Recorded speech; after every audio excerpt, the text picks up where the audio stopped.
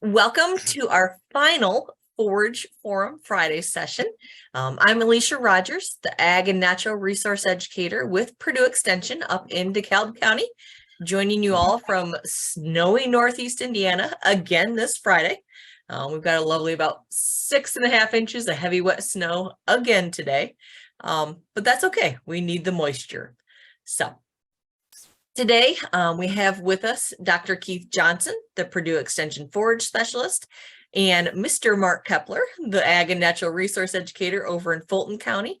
And they're going to be talking with us today about observing our plants, looking at our livestock, and seeing what both of those are telling us. So, gentlemen, I'll let you take it away. Well, it's a pleasure that you're here with us, and encourage you as we have time for conversation to answer your questions, please. But it's really been great working with Alicia and Mark on matters related to forages. And today we're going to talk about essentially what plants and livestock are trying to tell us as we work with them. And so we really want to encourage you to really make observation of plants and livestock on a very routine basis. Because there'll be things that are happening over the course of days, weeks, and months. And if we're observant, we can then understand situations in terms of making some improvements to our management such that what we're seeing is potential concerns of some plants showing up or how the livestock are performing, we can make those changes. Well, I'll start out this discussion going backwards in my life. I think the first plant I ever dealt with as a child that somebody told me, or my dad probably told me, was red sorrel. And red sorrel is on our farm from time to time. It always has this leaf that's kind of a spear or a lance shaped type leaf where it goes down and broadens out at the bottom. So it looks like a type of spear when it's done like that. And it always comes up with this reddish top, and so it's really visible out there in the fields, like in this picture we've got here on the right. But red sorrel is a really great indicator of low pH soils. It is one of the best indicator plants that you really don't have good quality soil out there. And if you will go out and take a pH of that soil or take a soil test and send it in, it is something that's going to come back a little on the acid side. So it's a really great indicator up in my neck of the woods for pHs of soils. The other thing about red sorrel that's kind of interesting to me is it's a pollinator, source of a lot of pollen. And so sometimes people with hay fever also will get some of that from red sorrel. So it comes along that line. So it has that rosette. It is a perennial, and it will be something that pops up in your pasture. So excellent indicator of low pH soils. So Mark, I have a question for you. Yes. So if we look at red sorrel, it's not a matter of asking the question of what herbicide to apply, is it? No, it's exactly right, Keith. Way too many times in our job, people go, well, I got to kill this stuff. What do I put the herbicide out there to kill it with? And it's a cultural problem. It is not a herbicide problem. And so that's exactly right. We want to figure out what culturally is wrong here. And we see that quite a bit in extension, where people come to us and say, well, what do I do? How do I do this thing? And I always throw out this one too. I often have people come in and ask me about a soil test. I want to take a soil test. And I have learned through the years to ask the question, why? Because you and I know why we take a soil test. We find out what the pH is, the phosphorus, potassium levels. Well, you know what I get from these other people? Oh, my tomato plants are dying. Well, that soil test isn't going to tell you why your tomato plants are dying. There are other things out there, diseases, insects, issues that could cause plants to do that. So although I think soil tests are great things to do, sometimes they are not the right place to go to begin with. And in this situation, it is the right place to go, and herbicides are not the right place to go. Need to add some lime. Yeah, and you got me going. And along that line, too many times, especially in homeowner situations, people want to slap lime on everything. And And that is not the answer, because if we take a pH or soil test on that home yard, we will find lots of them above a 7. So and I'll talk about something a little bit later on, and I'll bring that up again, where people see this in their lawn and think, oh, I gotta add lime, but you don't. You got to do a soil test. That's what's really important. So the next slide I got is, this is on my farm. And on the left of this, this was all one field. The year prior to this being taken in the spring of the year. This was all one great big field. This is a piece of property that my dad farmed when he was a child, and it slopes way up going off to the left. And somewhere along the line, they just let it go and said, and the trees came up, and it just really became a forest. So Mark said, I'm just tired of cattle running through this wooded area. It's starting to be a very nice forest. I'm going to put a fence up, and I'm going to fence them out of this area.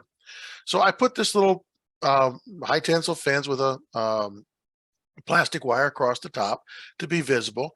And I put it in this situation, I put it in last year. So it wasn't last year, but the year previous.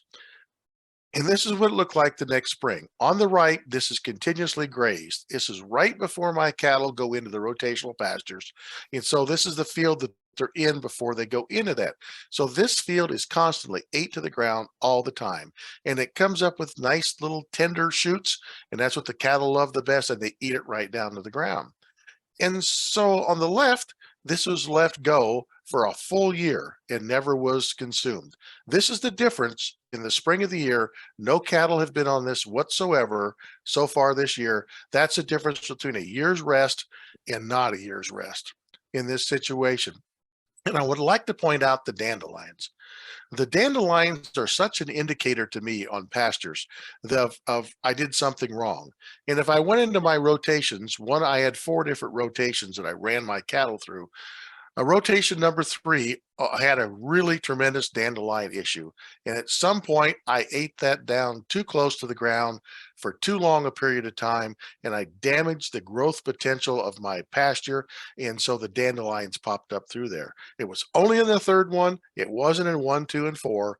They're all right next to each other. And it was because of the way I treated that. And that's what it ended up being. So on the left, you'll see a few dandelions coming in there, but that grass was allowed to rest a year. The roots were allowed to rest. And so this is the tremendous growth I've got in the spring versus on the right side. Same time, no cattle have been on that this year in that picture. So I just want to point out how good of an indicator dandelions are.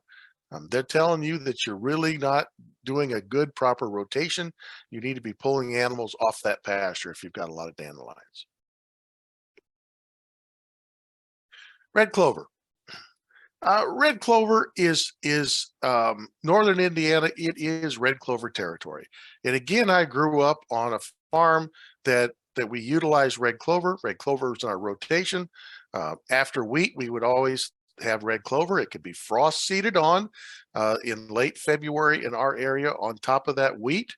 And then it would come up. We would take the wheat harvest off.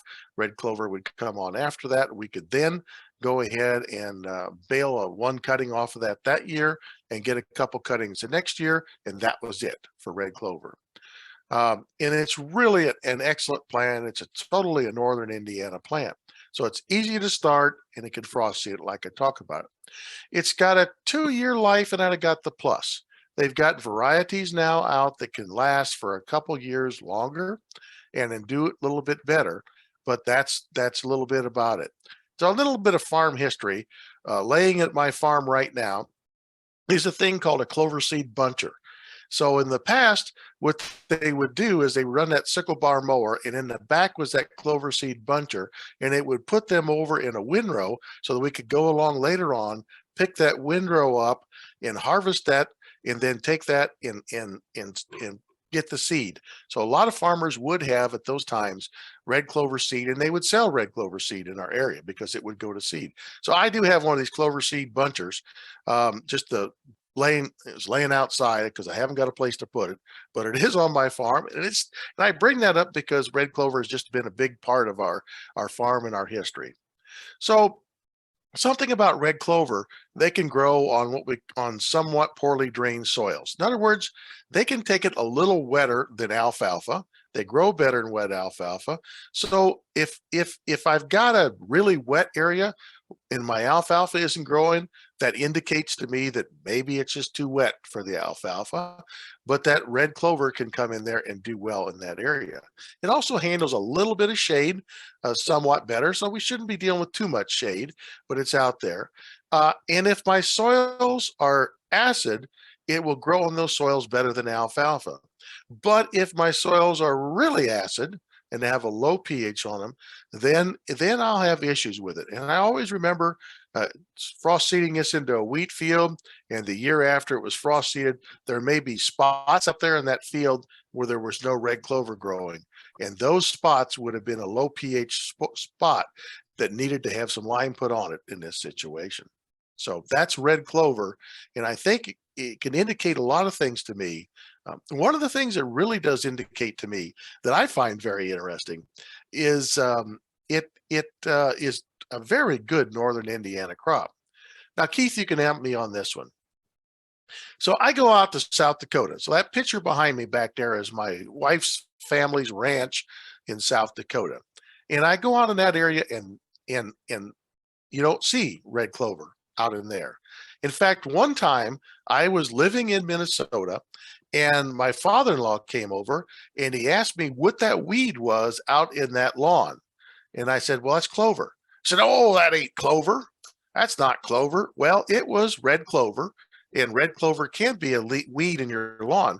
But out west, the only kind of clover they got is sweet clover. And so they have, that's the only type of clover they really know out in that area is sweet clover. And so it's all in the different part of the country that you live in.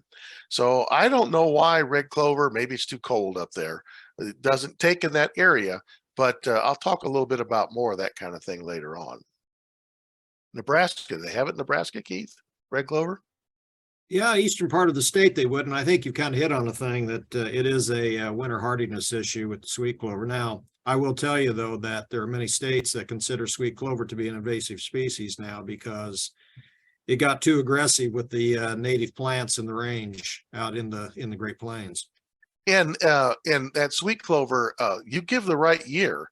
So you can not have sweet clover this year. If we get a lot of rainfall this year, next year there might be a lot of sweet clover out west. And then that sweet clover, they have issues with their cattle.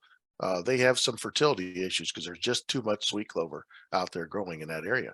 And the other thing is sweet clover, we get into that whole thing a little bit. Sweet clover has an issue if you bale it up, it can get moldy.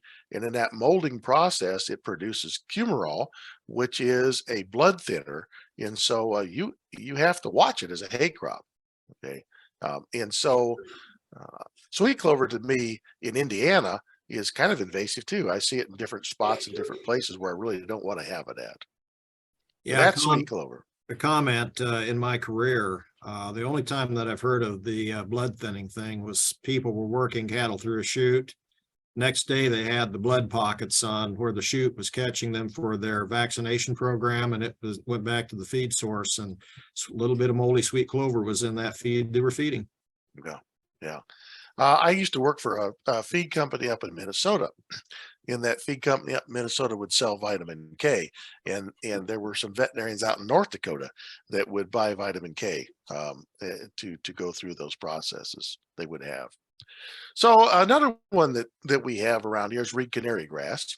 And reed canary grass is one of those water loving grasses. So it's down in those lower wet areas and it loves it wet. Reed canary grass has poor palatability, and I mean, it's just not a very good tasty source, but we have developed, or people or companies have developed these low alkaloid varieties. That alkaloid is that bad taste in it, and they have come up with these low alkaloid varieties that are a lot more tasty. And we were starting to see, and I have personally sowed some of that low alkaloid canary grass because if it's wet, I mean, clover, my red clover may grow in that little bit. Some other grasses will grow, but as far as reed canary grass, it is the one that really does it in that wet, swampy situation. Unfortunately, it's invasive, and it is now on the list of species that you cannot seed in Indiana. and that is reed canary grass. It cannot be purchased and seeded. It is not illegal to have it. My gosh, there's lots of it around, but it's illegal to plant it. But canary grass usually tells us it's wet. And I do have some canary grass growing in some areas that are more or drier than that. So it's seeded in itself in other locations, but that's the indicator part of that plant. So there's something that some may be thinking about at this point, Mark. So if I can't purchase the seed, what alternatives do I have in this swampy ground as you described it? I've been looking at creeping foxtail as a source. It looks to me like it certainly is adapted. The seed can be purchased. We have a situation where an individual that has cattle has used it. It's working well for them. But you start looking at some of the readings about creeping foxtail, and there's a word in there, creeping, that is an indication that it can have some spreadability about it. So there's a bit of caution there. Although where I have seeded it right to the line of reed canary grass and tall fescue to compare on wet ground, it has not gotten over into the other species, which I'm pleased to report. Yeah, that canary grass, I mean, it is definitely invasive. It will take over and it will fill up an area, and it's very difficult to control, but you're right, Keith. I'm glad to see there's an alternative potential, because we need something for those wet areas. All right. Ironweed. I just put that slide in there of ironweed. To me, ironweed is a southern Indiana weed. If you look at it, you see it growing out in vast areas in southern Indiana, and it's not so much, but it is also a wet weed, kind of a water-loving weed, somewhat. And so it is something that that we can get growing in a lot of areas. I come up with a couple of ironweeds in my area, the northern Indiana, but it is not very, very common. I should point back behind that ironweed over on the left is what I have in my place, and that's a whole lot of Carolina horse nettle. And that to me is a perennial, and it is spreads by rhizomes, little green berries you can see in that slide if you notice them there. Also spreads by seed. It likes that sandier ground sometimes, not so much that way, but it really grows somewhat better in those better drained soils. It does. And it's a very it's not technically invasive plant, but it sure is a nasty plant to deal with. Hey, what's the one in the upper right? The one that's got the little white. You know what that one is? That probably is wild carrot. I think it is. Yeah. That's so. Let's talk wild carrot. So this is so I've got my when was this picture taken? So I've got this Carolina horse nettle. It's starting to turn yellow. I'm talking fall. I got this ironweed, which is in the aster family, and it's starting to bloom. So we're looking at fall and looking at those blooming on that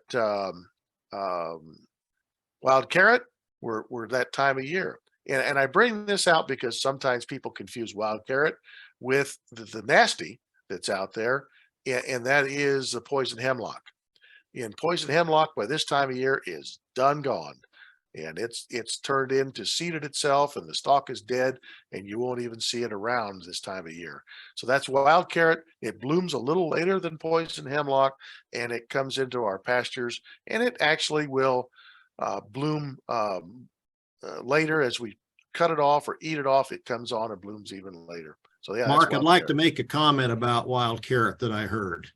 You talked about people having this comparison situation. You're right on and talking about the blooming time, but we also call wild carrot Queen Anne's lace. It's a very pretty flower, Queen Anne's lace. And I was told by somebody at a meeting a few years ago in comparing poison hemlock and wild carrot, they said the queen has hairy legs. Yeah. And so poison hemlock shaved, if you will, and the queen did not shave her legs because it does have pubescence on the stem. The other thing is, it's kind of cool about this plant.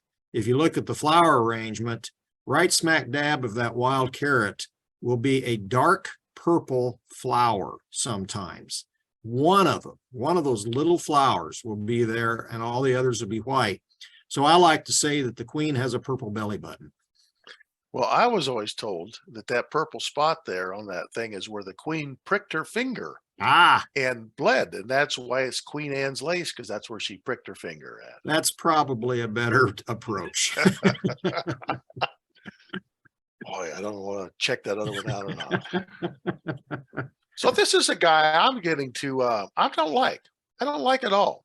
And it's the Eastern red cedar.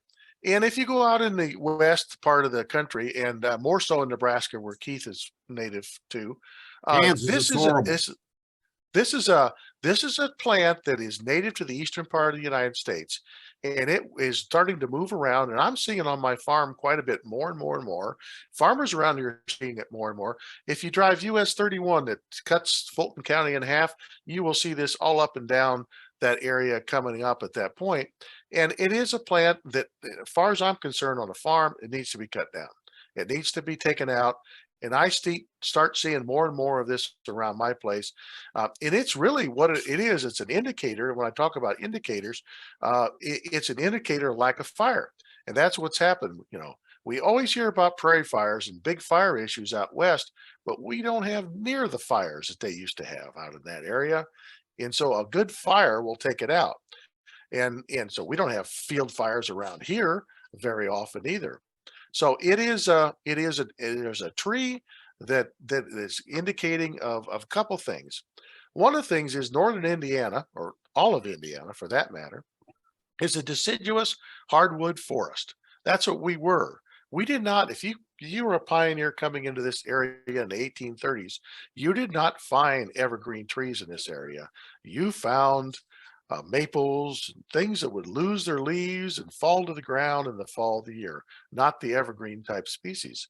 And so all of a sudden, this tree is starting to come into our area. Some people plant it in their yards. It's not a bad wildlife tree, but it is really, what I say in this is that one of the reasons we need to clip our pastures, because mowing it down will knock it back. And if we get it down low enough, and I hate to encourage people to mow pastures too low, but if we keep mowing it back, we should knock it out of there and not be in it. And that's why, like in the last picture, it's seen in the fence rows, because it's popping up where it's not getting mowed at. And it's a tough one to control. I really find that the chainsaw is probably the best control method I have on my place. I understand, Keith, that out west, it can take over 60, 70, 80% of pastures sometimes. Yeah, the state of Kansas is really going after a major program because correct me if I'm wrong, Mark, but I think part of the problem is this plant has those little purple berries, and they can be distributed by birds pretty easily. Yeah. Yeah, I was actually reading just a while back, those little purple berries are actually a type of pine cone because they are an evergreen. But yeah, they are distributed by birds. They do a good job of it. So on my farm, they're going to get cut down and gotten rid of, is what's going to happen to them. This is the one I always like to talk about too, is moss. This is the one where I get the homeowner calling me up and says, I've got moss in my yard and I need to lime it. Well, yeah, that is one of the reasons we may have moss, but that may not be the reason you do have moss. And there are other things that come into play. Shade brings on moss. They love to grow in the shade. That low pH that I just talked about is part of it. Wetter areas, sometimes they'll get moss. Compacted soil will get moss. If you don't have good fertility, it's really an indicator plant. It's like I tell people sometimes, if you have a fever, that indicates something, but it doesn't tell you exactly what's wrong with you. You just have a fever. You have to go to the next step and figure out what it is. Moss is an indicator along that line. Something isn't right here. Maybe my densities are not good. Maybe I got some lack of soil fertilities here. May have issues with it, but I just need to look into it. That's how I look at moss as an indicator. It's a good analogy, Mark, of the fever. Yeah, it's good there. So I decided to take a look at some crested wheatgrass. So you guys are going, what is that stuff? Well, maybe I'll go to the next slide. How about we take a look at some buckbrush? So what my point between these two is, if I'm out in South Dakota, those are the plants that I'll be finding out there. Buckbrush, crested wheatgrass, lead plant, all these different species of plant. So an indicator to me is you're in a different part of the world when this happens. And all over the world, we have so many different plants. And just because something like red clover does great in northern Indiana doesn't necessarily mean it's going to do well somewhere else. And I learned long time ago when I've been going to South Dakota for 43 years. I learned long time ago that just because you can grow it in Indiana doesn't mean you can grow it somewhere else. So I just mention those as we go along. Keith, this is yours. Well, thank you. And Mark, yeah, please advance slides. And as we go along, please. I wanted to talk about the concept of allelopathy and the classic situation where probably that was a lesson learned back in your day, and maybe a science class in school, was the fact that we have a situation where you have black walnut trees, and they just really do a bad job in terms of expectation of a really high tomato yield. Tomatoes just do not perform well because of a compound called juglone in the black walnut that is found in the roots and above ground growth as well. So allelopathy, but I wanted to go on then. We'll talk about the next slide, Mark, is a specific type of allelopathy, and that's autotoxicity. And so this is an effect of a situation that a plant, an existing alfalfa plant, which is marked by the X in that circle that you see there, that's an existing plant. And it's interesting that alfalfa can have an allelopathy that is autotoxic, self-toxicity.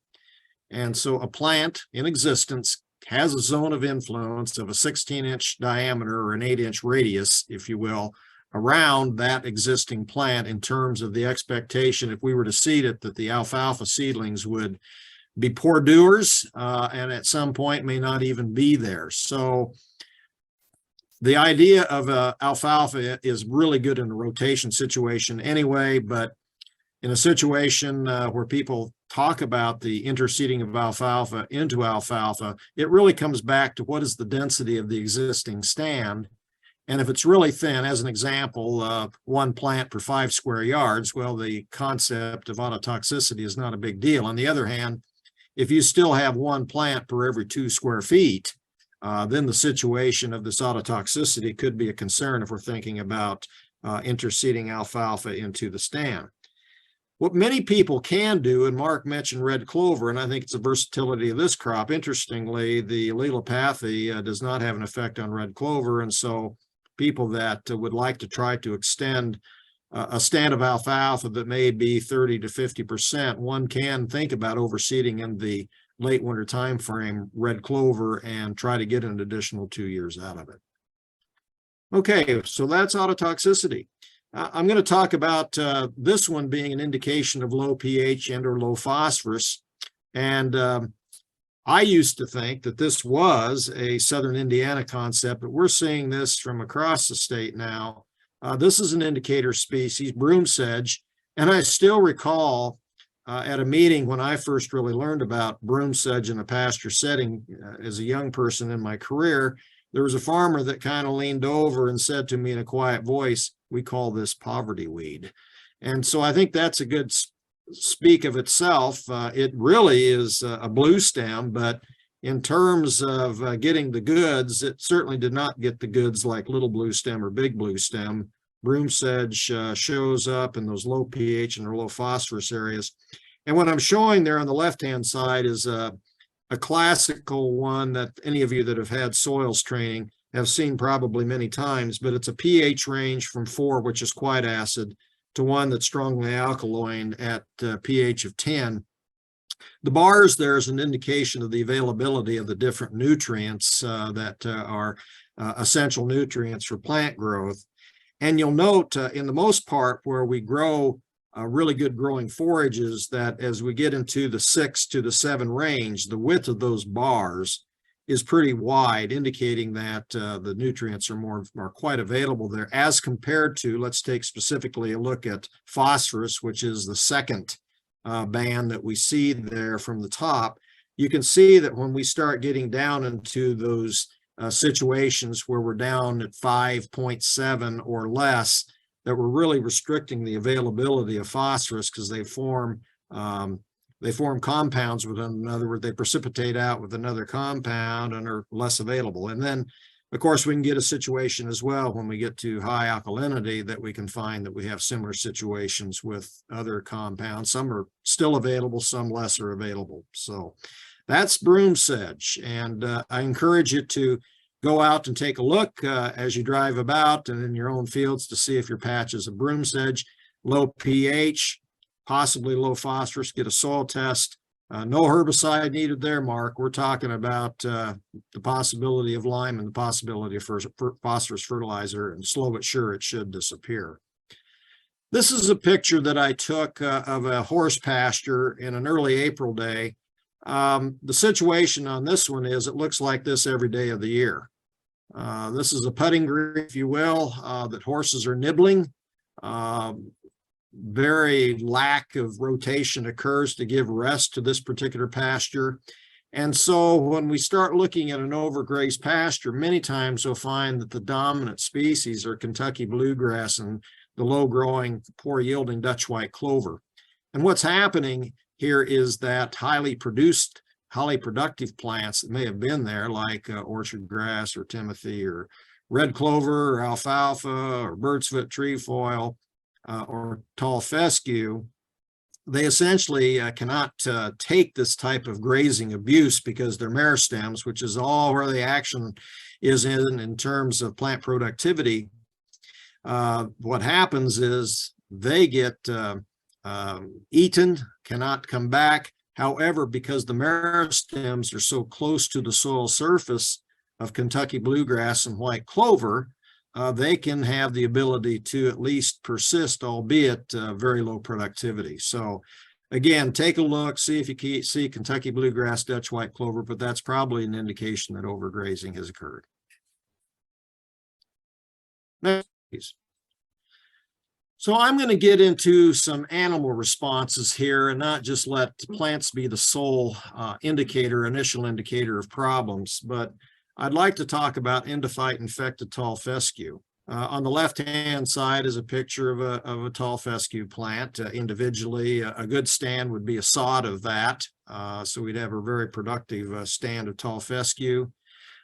Southern Indiana is certainly part of what we call the fescue belt. It's on the northern edge, but this is a species that is adapted across the Midwest and even into the very eastern Great Plains. What was noticed years ago when this particular grass was utilized in those areas of the country, it certainly was able to cover the soil, it reduced erosion, and people were excited about it. However, the dairy industry was the first to shun this grass because production of milk was very, very poor. And so they got away from using this grass quite quickly because of issues we really did not know about until the 1970s. And so we talked about the production of ergoalkaloids that are produced by an endophytic, which means within plant fungus. And what you're seeing in the blue slide there is a staining of tall fescue, and outlined there are cells of tall fescue, and you see little squigglies in there that look like little worms or angel hair or spaghetti in the minute. And that is the fungus that produces these ergoalkaloids, and they result in low productivity of livestock grazing. So here's a poor doer of a steer that you see. Other things that can happen is situations of poor reproduction, poor milk production, long gestation in equine can happen. So we have large foals that are being born. The lower right shows a situation that's not the summer toxicosis associated with it, but fescue foot. There's actually some very gruesome pictures in which gangrene can happen and the total hoof is lost. Switches can be lost. The ears can be affected because the blood vessels are constricted. So if you start looking at poor doers and you have situations of poor reproduction, poor milk production, long gestations in equine, poor average daily gains, maybe go back to the forage resource and see if there's tall fescue there. and it can be tested for the presence of these ergoalkaloids. University of Kentucky, University of Missouri Animal Disease Diagnostic Labs are set up to do this test at a fairly reasonable cost. And so this can be evaluated as to whether this is really the cause or not. The good news is, with tall fescue, plant breeders recognize this and they have developed low endophyte varieties or novel endophyte varieties that interestingly have an endophytic fungus, but they don't produce the nasty ergoalkaloids, because the ergoalkaloids actually give strength to the plant, but unfortunately it has the baggage of the alkaloid that reduces productivity. I Okay. always like to point out, Keith, the turf grass people are breeding in endophytes. Oh, you bet. Yeah, so they make it grass tougher and do well. You we're bet. trying to So breed it out. tall fescue actually is probably our most drought tolerant cool season grass. You think about the pest incidences of disease and insects, and it tends not to be near as much a potential concern as other cool season grass choices that we have. Absolutely right. I'm going to go on to some deficiency symptoms here. This is an interesting story that happened in northern Montgomery County a couple of years ago. The slide is very subtle, but it's there. If you look in the background and off to the right, you see a deeper green of alfalfa and orchard grass. And we received a phone call from a gentleman that I met for the first time in this time frame of about 5 years ago. The name Lawrence Duncan is one. And I really appreciate Lawrence because he was quite the forage enthusiast in northern Montgomery County, where corn and soybeans dominate. And his statement is grass is king around here. And so he really was into raising good quality forage. This was bothering him, that he was seeing this patchwork quilt effect in his alfalfa field. And so we gathered, and the we was an extension educator and the soil fertilizer representatives. 2 of them were there, and myself and Lawrence. And we sampled this field with the green versus the less green. We found that it was sulfur deficient. So we put on or they put on in late August. This picture was taken late August after the harvest. They put on some sulfur. Lawrence was nice enough to give me a call when the harvest occurred the next year and said it was the best hay crop that farm had had in many, many years. So I think we need to be on the lookout for sulfur deficiency, because we've done a good job of cleaning the environment with the episode of sulfur being emitted from the use of high sulfur coal.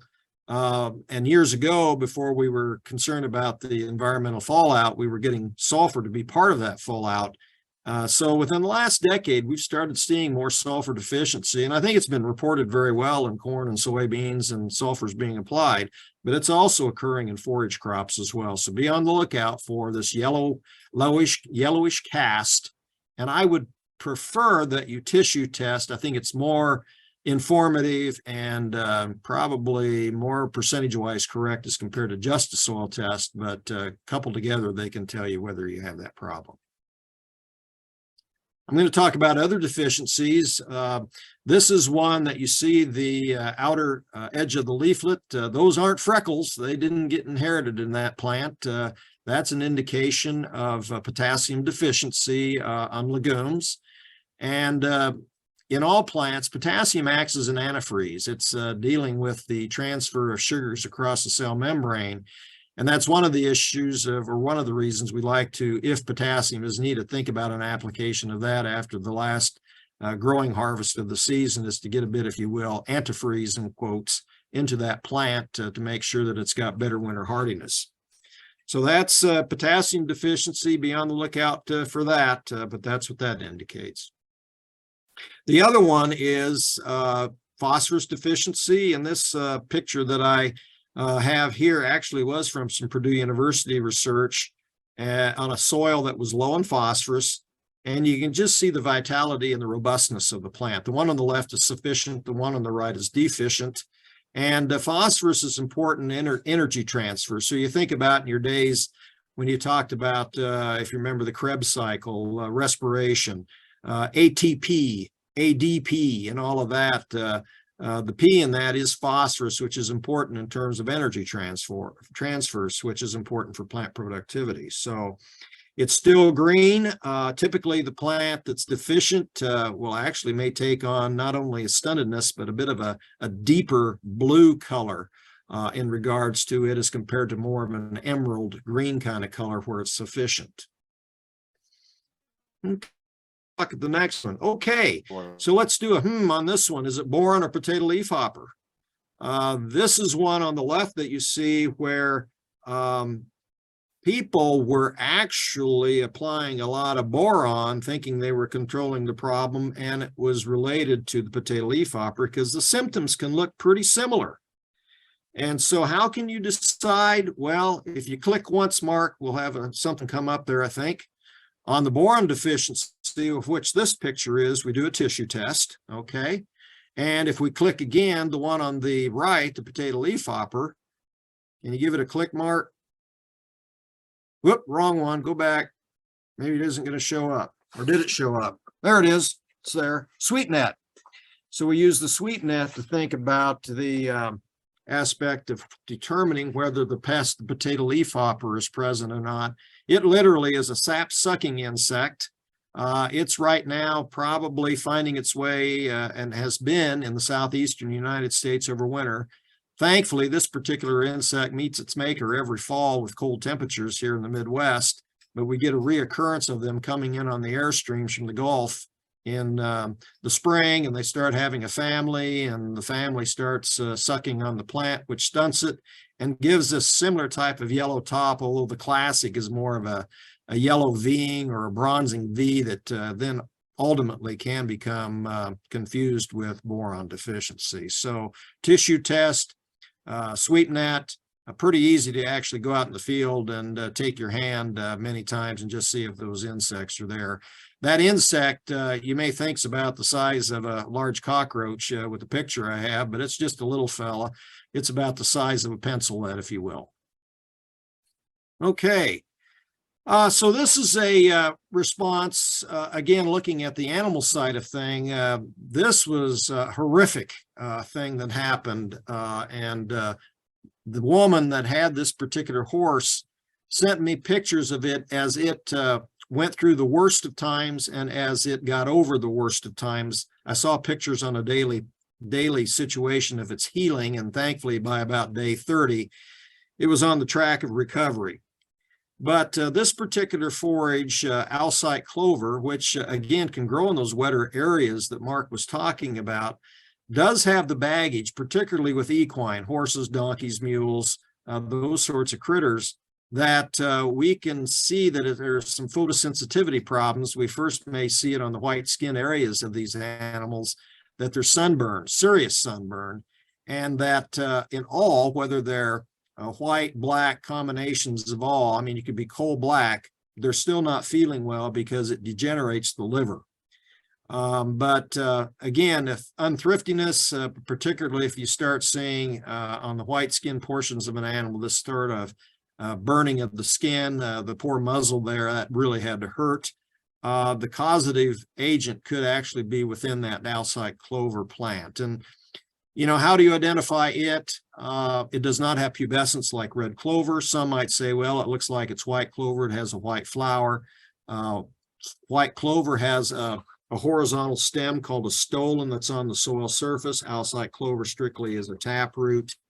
So there's ways that this can be identified. But this was a situation that prompted seed companies to not put Alsike clover in horse mixtures. And today, people that are in the know, that are buying mixtures for equine, should make sure that there is no Alsike clover in that forage being purchased. Okay. I asked my dad, Mark told questions about his upbringing. This is one that's not a picture of me. I was a lot chubbier than this kid. But anyway, this was really one of the first contributions I guess my father thought I could make to making impact on the farm in Nebraska. And I asked my dad as he sent me down the cow path with the shovel, and I think I'm talking truth. I think I worked down there for about a week, probably 3 or 4 days a day as a 7 or 8 year old, and digging out the musk thistle. And I asked Dad, how did the musk thistle get here? You know, where did it come from? Because it was in this patch. I have surmised that probably it came across and was floating on the water, and it stopped in that particular place. But the other way that this thing disperses is much like the dandelion that you all know about. You do a little poof on the seed head and it blows away, and you've noted that with windy days. But this has the dispersal of being a seed being taken by wind. So you may be doing an exceptional job of controlling this musk thistle plant, but on the other hand, your neighbor next door may not, and it can float in, and this is one to be looking after. In many states, this is a prohibited noxious weed. So if we show some pictures, Mark, we can show what it looks like. Go ahead and click. I was going to say, this would be not me as a kid, but me out after bull thistle with a sprayer, Yeah, because that's what I do a lot of. They've got the rosette, the rosettes on the right. That's the first year stand. This is a true biennial. The second year, it will what we call bolt. It'll put up the big stem, and it'll be a plant that can be, you know, easily 4 feet tall, and a beautiful flower, frankly. And unfortunately, that is supposedly stated why they brought this plant in, for its beauty and its landscaping. But it has the ability to really spread. And so control mechanisms are many. I mean, we can look at the physical thing that the young child is doing there, or Mark does with his bull thistle, crop rotation, herbicides, clipping before it goes to seed, certainly. But you want to make sure you get that done before that plant, that head is developed a mature seed, to avoid the further dispersal. Trying to control it really does make a difference. You can cut the numbers back. You can't get rid of them all, but you definitely can cut them back. Absolutely. This is something that then was part of my routine as I got up to even being there at 20 years old. Over the course of the 15 years that I was on that farm, we'd take the routine of walking the pasture every early June, and there'd be fewer and fewer and fewer. But boy, that first year or two, it was pretty rough. Okay, so this is kind of a fun one I've heard my animal science people talk about. And again, we're really not looking at necessarily the plant, but we're looking at the feces. And so this is a story of feces formation: too stiff, too loose, and just right. The one on the left is too stiff. Okay, that's an indication that that animal is eating a very, very high fiber diet and not getting as much nutrition from it as the one on the lower right, that is just right. People talk about the fact that this should look like a pumpkin pie with a little dimple in the middle, just right before you pop it in the oven. And so that's kind of the just right in terms of animals getting right nutrition and getting good nutrition. Rate of passage is such that we're getting nutrition as compared to the one on the left. It's stacked like pancakes, that it's held up, and it just is low in quality. And as a result, rate of passage is slow, and we end up with stacks, if you will. And then, of course, the classical one in the springtime, too loose. Extremely high quality forage. The rate of passage is such that, if we will, we can get the spring diarrhea. One of the methods that we should maybe think about is maybe having some quality hay out there that they will consume and get a little more dry matter into their rumen, such that it can slow the rate of passage a bit. Okay, so I think the examination of feces does tell us some things. If you're in a feedlot situation and you start getting that smelly gray looking sort of feces, that's an indication that there's rumen upset that's occurring, and some change of diet should occur. Okay, this is one that has happened in the last few years, and I raise this as a concern. A situation, again, looking at the animal to tell us what may be wrong with the management of something related to forages. Dr. Burcham is a really great diagnostician in Southern Indiana at the Southern Indiana Purdue Ag Center. He's with the HEKI lab, which is an animal disease diagnostic lab. We actually have one for Northern Indiana folk at West Lafayette's campus. But he has made the comment as he's talked to farmers that he says the calves, they won't get up. And so they're born, but they just don't have the ability to stand. They'll you bring them milk to drink or a little feed, they'll eat, they'll drink water, but they can't get up. So the other part of this is the fact that there's also not only listeriosis, but botulism is a similar sort of thing. They're different microbes that cause the problem, but they're caused by similar types of matters that we've seen. Moldy feeds is a part of this, can be in the hay.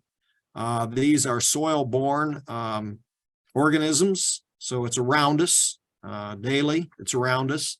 But what causes this to happen is the fact that we're making baleage, those big, large mushrooms or the bales that we stick together and wrap them into a tube, that the pH is greater than 4.5. And so we're fermenting. When we're making baleage, we're fermenting. Fermenting it as silage. We want the pH to be low. And it's interesting that the organisms that cause listeriosis and botulism cannot survive at a pH less than 4.5. And even in goods that we eat as people that are fermented, to be able to be sold to us to avoid potential concern, check if pH occurs, and they're looking for a pH of less than 4.5 to make sure that it's safe, so that we don't have the botulism organism that can cause a real problem of sickness and even death. The other thing that's coming about is there's high ash content many times in this forage. And again, these are soil-borne organisms. Why is it high ash content? It's high ash content because there's soil contamination. Okay, soil is high in minerals. And so what's done in a laboratory when they measure ash, they take the sample and they literally expose it to high temperature that burns everything away, the organic matter away, except everything but the minerals. So typically a plant may be 5 to 7% ash.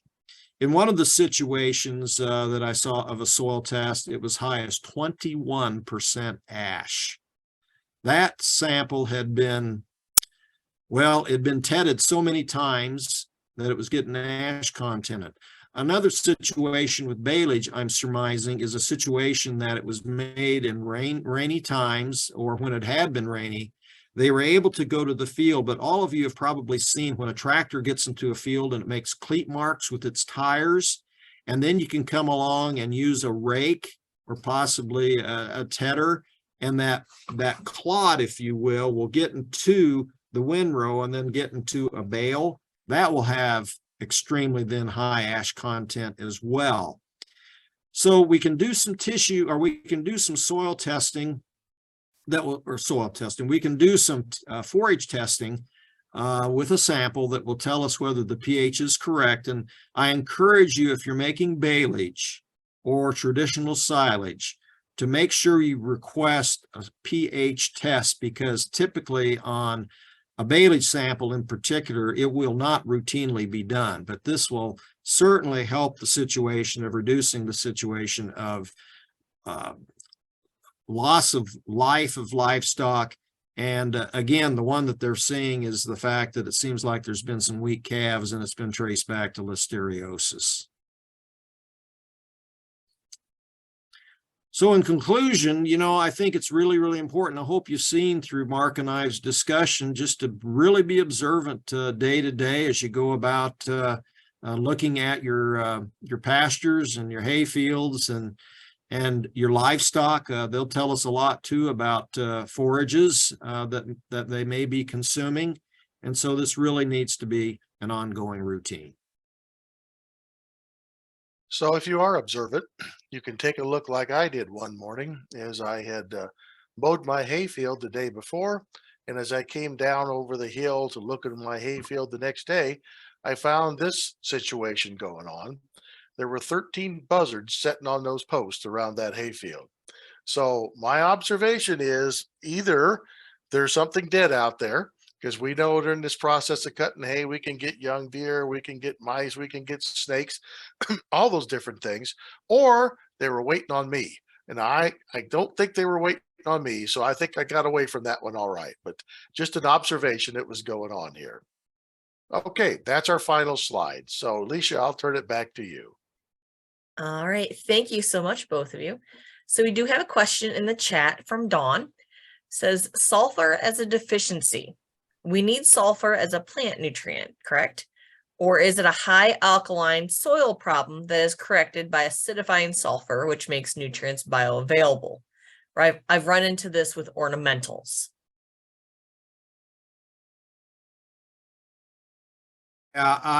So in response to that, I think in most Indiana situations, the fact that it is a deficiency.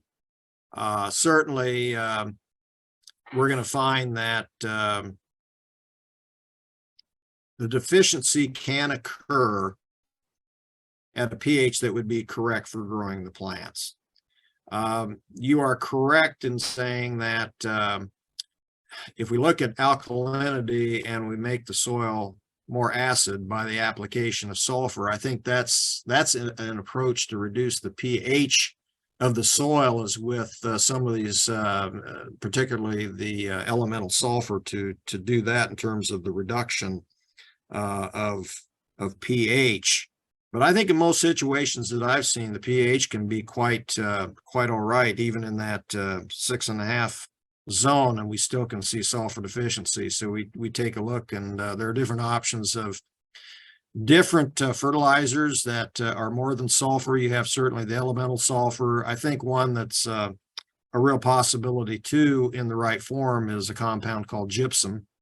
That is a compound that I think it's calcium sulfate, and as a result, it's not a pH changer, but there's products that are actually in a prill, little like a fertilizer, solid fertilizer you apply, that's easily applied, easily degrades with moisture, and has worked well in situations that we've needed some sulfur. So Dawn, in those cases of those rhododendrons, azagas, blueberries, all those things that need to have acid soil, that sulfur is put there just to bring down that acidity. Yeah, And thanks, so, Mark. and one of the things that they're deficient in is, if we go back to that display, is they're iron deficient. And so when Keith was showing up that diagram up there, if you would see at the lower pHs, that iron is more available. So that's what really we're after in a lot of those things, is making that iron more available. Yeah, that's correct, because one of my observations, I have ties back to southwest Nebraska through my wife, and the things I've noted through the decades is that irrigation water that's high in calcium can cause iron deficiency. There's more iron deficiency going on there now as compared to 40 years ago because of the continued addition of hard water as irrigation water.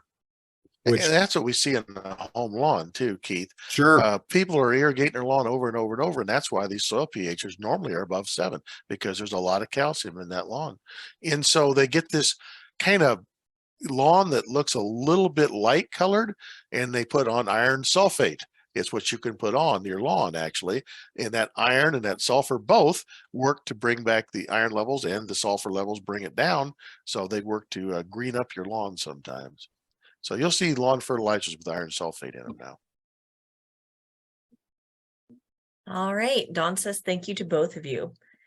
Any other questions real quick before we conclude the session?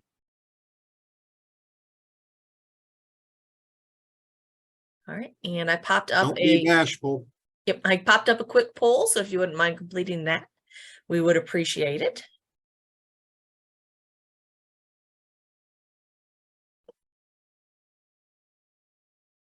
All right, I'm not really seeing any other messages coming through. So thank you again, Dr. Johnson. Thank you again, Mark, for your expertise and knowledge today that you have shared with us. We greatly appreciate it. And thank you to everybody who attended, not just this session this year, but all of our sessions. And again, not just this year, but all the Forage Forum Fridays. It's been a great, I guess, opportunity to be able to share more forage knowledge with so many of you. And so we've appreciated it. Thank you for your leadership, Alicia. Yep, certainly my pleasure. So. Yeah, Good job. One of the best, Alicia. We appreciate you. Thanks. So, Thank you. all right. So thank you all, and we appreciate your time and have a wonderful weekend.